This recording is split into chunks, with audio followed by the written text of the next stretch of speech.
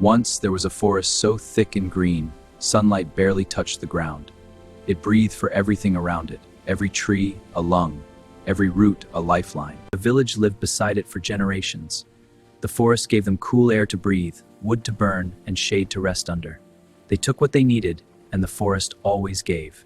Then one day, greed arrived wearing the face of opportunity. The timber market was paying, swung, a tree fell, and in that single moment, something that took decades to grow was gone in seconds. What started as cutting became stealing. Timber was hauled out by the truckload, sold at market, traded for coins. The forest didn't just shrink, it was being erased, tree by tree, day by day. Within months, the thick green canopy was gone.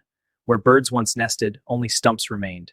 The forest that had taken a century to grow had been stripped in a season of careless hands. Then the air changed. It grew thick, hot, and heavy. Temperatures climbed. The cool shade was gone. The oxygen the trees once produced, gone. The village that once breathed freely now gasped. Breathing problems spread through the village. The elderly suffered most. Heat strokes struck those working in the open fields. The doctor's hut was never empty. The forest had been their medicine, and now it was gone. Some did not survive that summer. The village mourned not just the people it lost, but the terrible silence where a forest used to be. The price of greed had been paid in lives. Land and said nothing. Because everyone already knew. They had destroyed the very thing that kept them alive. They made a vow, not with words alone, but with their hands.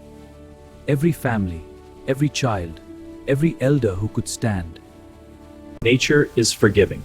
The green returned. Roots held the soil, canopies formed, rain came back to a land that had forgotten what clouds felt like. The forest was breathing again. The village learned what no classroom could teach. A forest is not a resource, it is a relationship. Protect it, and life always finds its way home.